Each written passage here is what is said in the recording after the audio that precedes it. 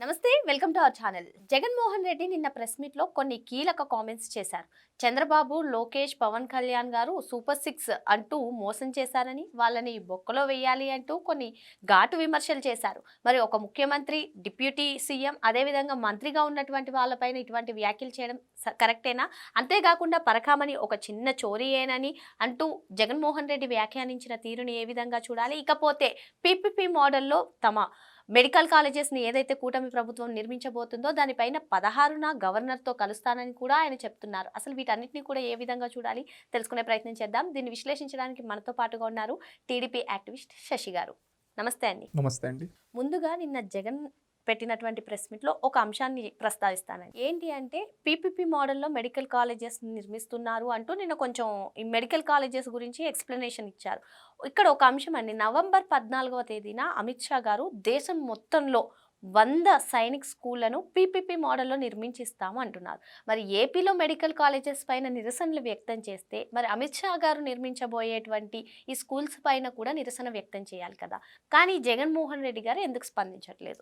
Sainik school పైన ఆయన జాతీయ రాజకీయాల్లో ఇప్పుడు లేడు కాబట్టి, రాష్ట్ర రాజకీయాల్లో ఉన్నాడు కాబట్టి, రాష్ట్ర రాజకీయాల్లో తెలుగుదేశం పార్టీ పైన ఎట్టైనా బురద జల్లాలి కాబట్టి, తెలుగుదేశం పార్టీ మంచి చేస్తే చూసి ఓరవలేదు కాబట్టి అందుకని విమర్శలు చేస్తున్నాను నేను భావిస్తున్నా. ఎందుకంటే ఇది ఫస్ట్ టైం కాదు. గతంలో పట్టిసీమ కట్టేటప్పుడు ఏమన్నాడు తెలుసా? ఒట్టి సీమ అని మాట్లాడాడు. భోగాపురం ఎయిర్పోర్ట్ అంటే వైజాగ్ ఎయిర్పోర్ట్లోనే ఈ విధంగా ఇది చల్లుకుంటూ ఉన్నారు, ఈగలు దోలుకుంటూ ఉన్నారు అని చెప్పి మాట్లాడింది ఇదే జగన్మోహన్ రెడ్డి. కియా ప్లాంట్ కడతామంటే నెక్స్ట్ నేను వచ్చిన తర్వాత మొత్తం కూల్చేసి భూములన్నీ మీకు ఇచ్చేస్తా అని మాట్లాడాడు. నేను మీకు ఒక 3 ఇన్సిడెంట్స్ చెప్పాను. పట్టిసీమ ఈరోజు ఏ విధంగా కృష్ణా డెల్టాకి వరమైందో మనం చూస్తూ ఉన్నాం. అదేవిధంగా కియా అనేది అనంతపురం జిల్లాలో ఏ విధంగా కార్లను పరిగెడుతూ ఈరోజు దేశంలో ఎక్కడ కియా కార్ కనిపించినా ఇది మా అనంతపురంలో తయారైందిరా అని గర్వంగా చెప్పుకునే విధంగా ఈరోజు చూస్తూ ఉన్నాం. అలాంటి ఒకటి పైన ఏ విధంగా వ్యాఖ్యలు చేశారు? భోగాపురం గ్రీన్ఫీల్డ్ ఎయిర్పోర్ట్ ఇది ఎంతో ప్రతిష్టాత్మకంగా నిర్మిస్తుంది, దానిపైన ఏ విధంగా మాట్లాడాడో మనం చూసాం.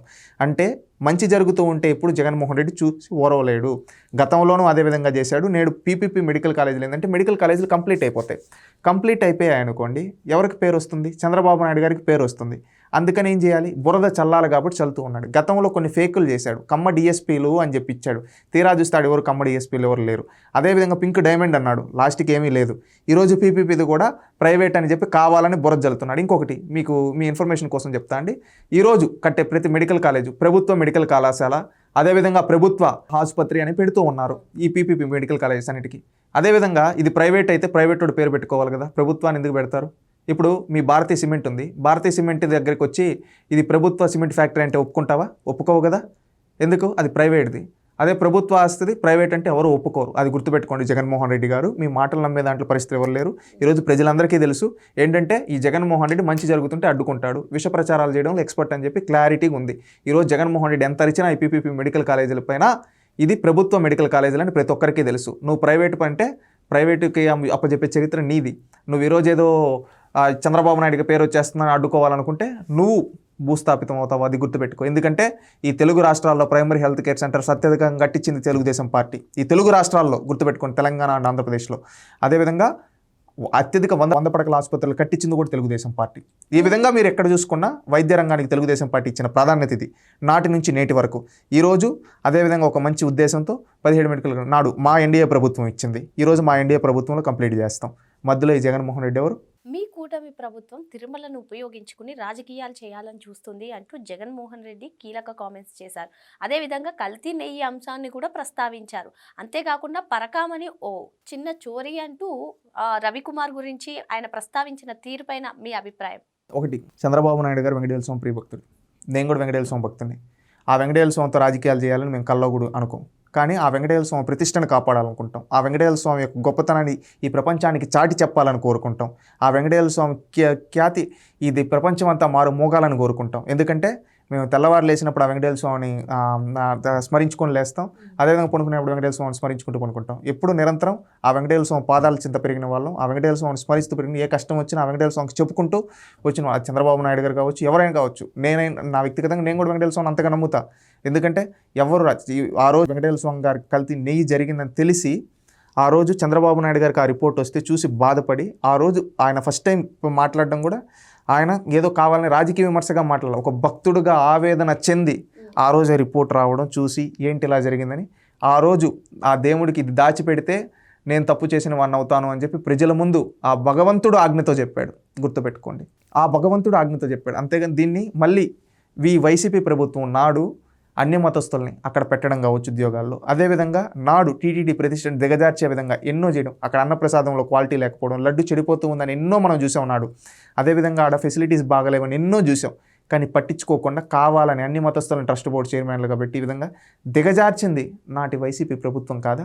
దాన్ని మనం ఎట్లయినా కానీ ఆ వెంకటేశ్వర స్వామి భక్తులుగా వీళ్ళు భ్రష్టు పట్టించేశారు. దాన్ని మొత్తం చెరిపేసి ఆ వెంకటేశ్వర స్వామికి మళ్ళీ పూర్వవైభవం తీసుకొని రావాలి, దీని ప్రతిష్టను మనం కాపాడాలి అనే ఒక ఉద్దేశంతో ఈరోజు పనిచేస్తూ ఉంది కూటమి ప్రభుత్వం. ఎందుకంటే నాడు తిరుమల టికెట్లు అమ్ముకున్న వాళ్ళ మాట్లాడేది, నాడు తిరుమల లడ్డును కల్తీ చేసిన వాళ్ళ మాట్లాడేది. నీకు తెలీదా జగన్మోహన్ రెడ్డి కల్తీ అయిందని? నీ గుండెలపైన చేసుకొని చెప్పు. జగన్మోహన్ రెడ్డి గుండెపైన కాదు, ఎక్కడైనా చెప్తాడు. ఎందుకంటే ఆయనకి రాజకీయ అవసరాల కోసం ఎన్ని అబద్ధాలైనా చెప్తాడు. సొంత చెల్లెల్ని వ్యక్తిగత హననం చేపించే ఆయనకి ఇవన్నీ ఒక లెక్క కాదనుకోండి. ఒకటి, నువ్వు ఏ రోజైనా తిరుమల లడ్డు నోట్లో పెట్టుకొని తిన్నట్టు ఎక్కడైనా విజువల్ ఉందా? లేదు కదా. తిన్నాడా? తినలేదని చాలామంది సోషల్ మీడియాలో ట్రోల్ చేస్తారు. ఎందుకు తినలేదు అని మీరు ఏ రోజైనా క్వశ్చన్ చేసుకున్నారా? క్వశ్చన్ చేసుకుంటే తెలుస్తుంది. అది కల్తీ అయిందని ఆయనకి తెలుసు కాబట్టి ఆయన తినలేదు. పరకామణి చోరీ చిన్న చోరీ అంటుండవు. ఒకటి, వడ్డీ కాసుల వాడ వెంకటరమణ గోవింద అంటాం. ఎందుకంటే మనం భక్తులు ఎన్నో కాయ కష్టాలు చేసి ఆ ఏడుకొండల వాడికి ఆ హుండీలో వేస్తే మా కష్టాలు తీరుతాయి, ఎందుకంటే ఆయన కుబేరుడికి వడ్డీ కడతాడు ఈ విధంగానే. అలాంటి దేవుడు వడ్డీ కట్టే డబ్బుని దోచేసింతే అది నువ్వు చిన్న చోరీ అంటావా? ఎందుకంటే నువ్వు 43,000 కోట్లు పైగా దోచేసిన, 1,00,000 కోట్లు దోచేసిన పెద్ద దొంగ కాబట్టి నీకు అది చిన్న చోరీ అవ్వచ్చు. కానీ అది భక్తుల మనోభావాలు, హిందువుల మనోభావాలు, గుర్తుపెట్టుకో. అదేవిధంగా జగన్ చెప్తున్నారు అది చోరీ అని. ఎట్ ది సేమ్ టైం మేము 14 వాళ్ళకు దొంగ కుటుంబం 14 కోట్లు ఇచ్చేసింది అంటున్నారు. మరి చోరీ జరిగి 14 కోట్లు ఇచ్చేయడం ఏంటి? దాని మీద దర్యాప్తు లేకుండా ఏ విధంగా చూడాలి? పెట్టి చేయాల్సిన అవసరం ఏముంది? నువ్వు దేవుడు దానికి వేసిన దానికి దేవుడు శిక్షిస్తాడు కదా, నీకు తెలుసు కదా. నువ్వు ఆ రోజు ఎందుకు బయట పెట్టలా? అంటే మీరు రాజీ చేయాలి అని ఆలోచన మీకు ఎందుకు వచ్చింది? అంటే ఇక్కడ మీకు ముడుపులు అందాయి కాబట్టి మీరు రాజీ చేశారు 1 నెల తర్వాత. లేకపోయింటే అది కేసు ప్రొసీడింగ్స్ అయి ఉంటాయి కదా. అర్థమైందా మీకు? అంటే ఇక్కడ ఏంటి, వాళ్ళు దేవుడు సొమ్మును కూడా కాచేశారు. నేను ఒకటి చెప్పదలుచుకున్నానండి. బ్రహ్మం గారు ఉంటున్నారు కదండి, బ్రహ్మం గారు ఒక మాట అన్నారు, వెంకటేశ్వర స్వామి ధనాన్ని 4 దొంగలు దోచుకుంటారు అని. మీకు గుర్తుందా? బ్రహ్మం గారు చెప్పింది నేడు 4 దొంగలు ఎవరో, నేను ఇక్కడ పేర్లు చెప్తే అది పొలిటికల్గా కామెంట్ చేసినట్టు ఉంటుంది. ఆ 4 ఎవరో అందరికీ తెలుసు పరకామణి ఇష్యూలో. కాదంటారా? ఈ విధంగా తప్పులు చేసిన వాళ్ళు ఈరోజు వచ్చి బయటకు వచ్చి నీతులు మాట్లాడుతూ ఉన్నారు. ఈరోజు కూటమి ప్రభుత్వంకి చిత్తశుద్ధి ఉంది కాబట్టి కల్తీ నేను బయట పెట్టింది. ఈరోజు దానికి సంబంధించిన నిందితులను అరెస్ట్ చేయించింది, ఎంక్వైరీ విచారణ చేపిస్తుంది. సుప్రీంకోర్టు యొక్క ఆధ్వర్యంలో సిబిఐ సిట్ ద్వారా జరుగుతూ ఉంది. ఈ పరకామణి కేసులో కూడా హైకోర్టే డైరెక్ట్గా ఇన్వాల్వ్ అయి జరిపిస్తూ ఉంది. ఎందుకంటే వీటన్నిటిలో ఆ దేవుడి పైన మాకు నమ్మకం ఉంది. ఆ దేవుడికి అప్రతిష్ట పాలు చేసిన వాళ్ళని శిక్షించాలి అని చెప్పి మేము చేస్తూ ఉన్నాం. ఇంకొకటి, జగన్మోహన్ రెడ్డి గారు నిన్న మీరు నోరు క్రాస్ చేసేసారు లిమిట్స్. ఇది ఒక్కసారిగా అది హిందువుల మనోభావాలు దెబ్బతినే విధంగా నువ్వు మాట్లాడు, ఎన్నోసార్లు మాట్లాడావు. గుర్తుపెట్టుకో, ఒకసారి నువ్వు డిక్లరేషన్ పైన సంతకం పెట్టంటే ఇదేమి హిందూయిజం అని మాట్లాడావు. గుర్తుందా? మర్చిపోయావా? ఒక సందర్భంలో తిరుమల గుడిని అదేదో గుడి అని చెప్పి మాట్లాడావు. ఎంతో పవిత్రంగా భావించే ఆ ప్రసాదాన్ని, ఆ లడ్డుని ఏమని మాట్లాడావు? మర్చిపోయావా? అదేదో లడ్డు అని మాట్లాడావు. ఈరోజు ఆ వెంకన్నకి భక్తులు సమర్పించిన దాన్ని, ఆ వడ్డీ వెంకటేశ్వర స్వామి కుబేరుడికి వడ్డీ కట్టే ఆ డబ్బుని ఒక దొంగ దోచేస్తే ఇది చిన్న దొంగతనం అని వ్యంగ్యంగా మాట్లాడుతున్నావంటే నువ్వు లిమిట్స్ క్రాస్ చేసావు. ఇంకా దేవుడు చూసుకుంటాడు నిన్ను. ఎందుకంటే ఇంకా ఆయన్ని దేవుడితో పెట్టుకున్న వాళ్ళు ఎవరు బాగుపడినట్టు చరిత్ర లేదండి. ఎందుకంటే ఇన్ని తప్పులు చేస్తున్న ఈ వ్యక్తిని దేవుడు చూసుకుంటాడు. ఎందుకంటే హిందువులు చూస్తూ ఉన్నారు, హిందూ సమాజం చూస్తూ ఉంది. గుర్తుపెట్టుకో జగన్మోహన్ రెడ్డి, ఇదేమి హిందూయిజం అన్నావు? హిందువుల పవర్ ఏంటో రేపు భవిష్యత్తులో చూస్తాం. గుర్తుపెట్టుకో. ఆంధ్రప్రదేశ్ ప్రజల్ని కూటమి ప్రభుత్వం మోసం చేసింది. ఈ ముగ్గురిని బొక్కలో వేయాలి అంటూ చంద్రబాబు, పవన్ కళ్యాణ్, లోకేష్ గారులను ఉద్దేశించి జగన్ చేసినటువంటి కామెంట్స్ పైన మీ అభిప్రాయం ఏంటి? ఒకటండి, ఇతను మాట్లాడుతూ ఉన్నాడు కదా ఈ విధంగా, నువ్వు బొక్కలో వెయ్యాలి అని అన్నావు కదా, నిన్ను వేయాలి ముందు. ఎందుకో చెప్పమంటావా? సిపిఎస్ రద్దు చేస్తా అని రద్దు చేయకుండా 5 ఏళ్ళు చేసినందుకు, అదేవిధంగా జాబ్ క్యాలెండర్ ఇస్తా అని జాబ్ క్యాలెండర్ ఇవ్వనందుకు, మెగా డిఎస్సి ప్రతి సంవత్సరం మెగా డిఎస్సి అని చెప్పి డిఎస్సీలు పెట్టనందుకు వేయాలి, అదేవిధంగా 2,20,000 గ్రూప్ 1 గ్రూప్ 2 ఉద్యోగాలు అని చెప్పి ఇవ్వనందుకు నిన్ను వేయాలి, అదేవిధంగా నాడు రైతులందరికీ ఉచితంగా బోర్లు వేపిస్తా అని వేపినందుకు వేయాలి, అదేవిధంగా మండలానికి ఒక కోల్డ్ స్టోరేజ్ యూనిట్ అని కట్టినందుకు నిన్ను వేయాలి, అదేవిధంగా పీజీ విద్యార్థులకు కూడా ఫీజు రియంబర్స్మెంట్ ఇస్తా అని చెప్పి రద్దు చేసేసావు చూడు, అందుకు వేయాలి, ఫీజు రియంబర్స్మెంట్ బకాయిలు వెళ్ళిపోయినందుకు నిన్ను బొక్కలో వేయాలి. ఈ విధంగా నువ్వు చేసిన ఇన్ని పనులకి నిన్ను వేయాలి.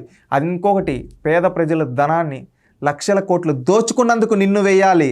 అదేవిధంగా కల్తీ లిక్కర్ చేసి ఎంతోమంది పేదవాళ్ళు 30,000 మందికి పైగా ప్రాణాలు కోల్పోవడానికి కారణమయ్యావు చూడు, అందుకు నిన్ను వేయాలి. అదేవిధంగా ఎంతో పవిత్రంగా భావించి తిరుమల లడ్డును అపవిత్రం చేసావు చూడు, అందుకు నిన్ను వేయాలి. ఈ విధంగా నిన్ను చెప్పుకుంటూ పోతే ఎన్నిసార్లు బొక్కలు వేయాలి. నువ్వు అంటున్నావు ఈ ప్రభుత్వం గురించి మాట్లాడే రైట్ నీకుందా అని అడుగుతున్నా. ఎందుకో తెలుసా, చెప్పిన దానికంటే రెట్టింపు సంక్షేమం ఈరోజు ఇస్తున్నారు. ఈరోజు ఉచితంగా గ్యాస్ సిలిండర్లు ఉన్నారు, ప్రతి ఇంటికి 3 ఉచితంగా ఇస్తున్నారు. చిత్తశుద్ధి ఉంది. గతంలో నువ్వు ఒక్కొక్క గ్యాస్ సిలిండర్ రేట్ ఎంత, 1000 పైనే ఉండేది, అవునా కదా? గతంలో బస్సుల్లో ఛార్జీలు ఎట్టుండేటివి, రోడ్లు ఎట్టుండేటివి, కానీ ఈరోజు పాట్కోల్ ఫ్రీ రోడ్స్ ఏపీ అని చెప్తూ, అదేవిధంగా మహిళలకి ఆత్మగౌరవంగా ఈరోజు ఏ బస్సులు ఎక్కినా ఉచితంగా వెళ్ళే విధంగా ఈరోజు కూటమి ప్రభుత్వం చేసింది. ఒకప్పుడు నువ్వు ఛార్జీల భారం మోపితే ఈరోజు ఛార్జీలే లేని ప్రయాణం ఆడవాళ్ళకి ఇస్తూ ఉన్నారు, మా మహిళలకి. ఇది గర్వంగా చెప్పుకుంటూ ఉంది కూటమి ప్రభుత్వం. ఒకప్పుడు పెన్షన్ 1000 రూపాయలు పెంచడానికి 5 ఏళ్ళు తీసుకుంటే వచ్చిన తొలి నెలలోనే పెంచిన పెన్షన్ ఇస్తూ ఈరోజు గతంలో నువ్వు వికలాంగులకి 3,000 ఇచ్చేవాడివి, దాన్ని రెట్టింపు చేసి 6,000 ఈరోజు ఇస్తున్నారు. నువ్వు 5 ఏళ్లలో 1 రూపాయి పెంచాల వికలాంగులకి, గుర్తుపెట్టుకో. ఈరోజు 6,000 ఇచ్చి ఆ కుటుంబాలకు అండగా నిలబడతా ఉంది. ఎవరు ఎక్కువ ఇస్తున్నారు సంక్షేమం? గతంలో నువ్వు 1000 రూపాయలు పెంచడానికి ఎన్ని రోజులు తీసుకున్నావు? తెలుగుదేశం పార్టీ 200ని 1000 చేసింది ఒకేసారి, 1000ని 2,000 చేసింది ఒకేసారి. కానీ నువ్వు 1000 రూపాయలు ఆ 2,000ని 3,000 చేయడానికి 5 ఏళ్ళు తీసుకున్నావు. కానీ ఇప్పుడు 3,000 4,000 చేస్తా అన్నారు, చేసి ఇచ్చారు. ఇది చిత్తశుద్ధి. ఒకప్పుడు అన్నదాత సుఖీభావం అని చెప్పి నువ్వు 7,000 ఇస్తే ఈరోజు 14,000 కూటమి ప్రభుత్వం ఇస్తూ ఉంది రైతన్నలకి. అదేవిధంగా నువ్వు ఆనాడు ఆటో డ్రైవర్ల సేవలో అని ఎంత 7,000 8,000 ఇస్తే ఈరోజు 10,000 15,000 పైన దాదాపుగా 20,000 దాకా ఇస్తూ ఉంది ఆటో డ్రైవర్లకి. అదేవిధంగా మత్స్యకారులకి గతంలో నువ్వు 10,000 ఇస్తే ఈరోజు 20,000 ఇచ్చింది కూటమి ప్రభుత్వం. ఏ విధంగా చూసినా సంక్షేమం రెట్టింపిస్తున్నారు. ఒకప్పుడు నువ్వు కంపెనీలను తరింగొడితే ఈరోజు కంపెనీలకే అమ్మ మొగుడైన గూగుల్నే తీసుకొని వచ్చారు. గూగుల్ డేటా సెంటర్ తీసుకొని వచ్చి భారతదేశానికి డేటా సిటీగా వైజాగ్ని తయారు చేస్తూ ఉన్నారు. గుర్తుపెట్టుకోండి. అభివృద్ధి చేస్తున్నారు, కరెక్టే అండి. మీరే చెప్పారు, లిస్ట్ చెప్పారు, దేంట్లో జగన్మోహన్ రెడ్డి గారి పైన యాక్షన్ తీసుకోవచ్చు. మరి అధికారంలో ఉంది మీరే కదా, ఎందుకు యాక్షన్ తీసుకోవచ్చు? తప్పకుండా చర్యలు తీసుకుంటారు. అంటే ఇప్పుడు నేను చెప్పింది పొలిటికల్ కామెంట్. ఏది ఇవన్నీ ఏవైతే అన్నారో అతను అన్నదానికి ఈ విధంగా ఇన్ని అబద్ధాలు చెప్పినందుకు అతన్ని వేయాలని చెప్పి అతనికి చెప్పావు. ఇతను చేసిన తప్పులకి ఖచ్చితంగా రేపు చట్ట ప్రకారంగా వెళ్తారు. కక్ష సాధింపు అనేది కూటమి ప్రభుత్వంలో ఉండదు. గుర్తుపెట్టుకోండి, కూటమి ప్రభుత్వంలో కక్ష సాధింపు ఉండదు. చట్ట ప్రకారం ప్రొసీజర్ ప్రకారంగా ఖచ్చితంగా న్యాయస్థానాల్లో అతన్ని దోషిగా నిలబెట్టి ఖచ్చితంగా శిక్షిస్తారు. లాస్ట్ ప్రెస్ మీట్లో వచ్చేసి ఏదైనా బావి చూసుకుని దూకేయండి అన్నారు. ఈ ప్రెస్ మీట్లో బొక్కలో వేయాలి, ఇంకెన్ని ఛాన్సెస్ ఇస్తారు? ఇప్పుడు ఒకటి, నీచంగానే మాట్లాడతాడు రావు గారు అని చెప్పి ఏదో సినిమాలో ఒక డైలాగ్ ఉంది. జగన్మోహన్ రెడ్డి లాంటి వ్యక్తి నుంచి ఇంకా సంస్కారం ఏం ఎక్స్పెక్ట్ చేస్తాం? సొంత చెల్లి క్యారెక్టర్ని అసాసినేట్ చేసిన వ్యక్తి గురించి ఇంకేం ఎక్స్పెక్ట్ చేస్తాం?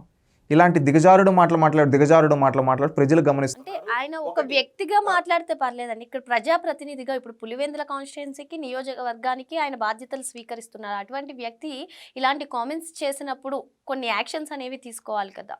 ఖచ్చితంగా చట్ట ప్రకారంగా చర్యలు తీసుకుంటారు. మీరు అంటున్నారు చట్ట ప్రకారంగా చర్యలు ఎందుకు తీసుకుంటారని చెప్తున్నారంటే, జగన్మోహన్ రెడ్డిని ఒక రోజులో ఎత్తుకొంబోయి వేసేయడం పెద్ద మ్యాటర్ కాదు. కానీ తెలుగుదేశం పార్టీ కక్ష సాధింపు రాజకీయాలు చేయదు. ఒకటి గుర్తుపెట్టుకోండి క్లారిటీగా, ప్రతి ఒక్కటి మీరు ఎప్పుడైనా చూడండి. సాక్షాత్తు చంద్రబాబు నాయుడు గారిపైన బాంబ్ బ్లాస్ట్ జరిగితే ప్రొసీజర్ ప్రకారమే వెళ్ళారు, కానీ ఏ రోజు వ్యక్తిగతంగా వెళ్ళలేదు. ఆ రోజు నిండు శాసనసభలో తన శ్రీమతి గురించి వ్యక్తిగత హననం చేస్తే వ్యక్తిగతంగా వెళ్ళాల, ప్రొసీజర్ ప్రకారంగానే వెళ్ళారు. తర్వాత ప్రజలు ప్రొసీజర్ ప్రకారం అంటే ఆయన ఆ రోజు చెప్పాడు ప్రజాక్షేత్రంలో తెలుసుకుంటాను. ప్రజలు వాళ్ళని ఎక్కడ కూర్చోబెట్టారో చూస్తున్నాం. ఈరోజు ఇంకా మాట్లాడితే జగన్మోహన్ రెడ్డిని రేపు భవిష్యత్తులో ఎక్కడ కూర్చోబెట్టాలో కూడా ప్రజలకు తెలుసు. ప్రజాస్వామ్యంలో ప్రజలే సర్వాధినేతలను నమ్మే పార్టీ తెలుగుదేశం పార్టీ. సమాజంలో ఉండే ప్రజలే దేవుళ్ళుగా భావించి పనిచేసే పార్టీ తెలుగుదేశం పార్టీ. మా పని ఏంది, మా బాధ్యత ఏంది, ప్రజలకు పంచి చేయడం, ప్రజలకు అభివృద్ధి సంక్షేమం కార్యక్రమాల ద్వారా చేయడం, సంస్కరణలు తీసుకొని రావడం, సుపరిపాలన అందించడం తెలుగుదేశం పార్టీలో. ఆ విధంగా చేసుకుంటూ పోతాం. ఇలాంటి జగన్మోహన్ రెడ్డి లాంటి వ్యక్తులు ఎన్ని మాట్లాడినా ప్రజలతోనే వాళ్ళకి సమాధానం చెప్పిస్తాం. ఫైనల్గా వాళ్ళని రాజకీయ సమాధి చేస్తాం. ఒకటి ప్రజలు కూడా గుర్తుపెట్టుకోవాల్సింది, ఇలాంటి రాజకీయ సికండల్ని రాజకీయాల నుంచి తరిమికొట్టాలి. రాజకీయాల్లో ఇలాంటి వాళ్ళు ఉండడానికి అర్హత లేదు. ఇలాంటి క్రిమినల్స్ ఉండడానికి అర్హత లేదు. ఇలాంటి దగాకోరు వ్యక్తులు ఉండడానికి అర్హత లేదు. జగన్మోహన్ రెడ్డిని వ్యక్తిగతంగా తిట్టాలంటే ఎంతసేపు? 5 నిమిషాల పని. ఇప్పుడు ఆయన మాట్లాడి అంటే ప్రభుత్వం కన్నా ప్రజలే ముందు యాక్షన్ తీసుకోవాలని చెప్తున్నారా?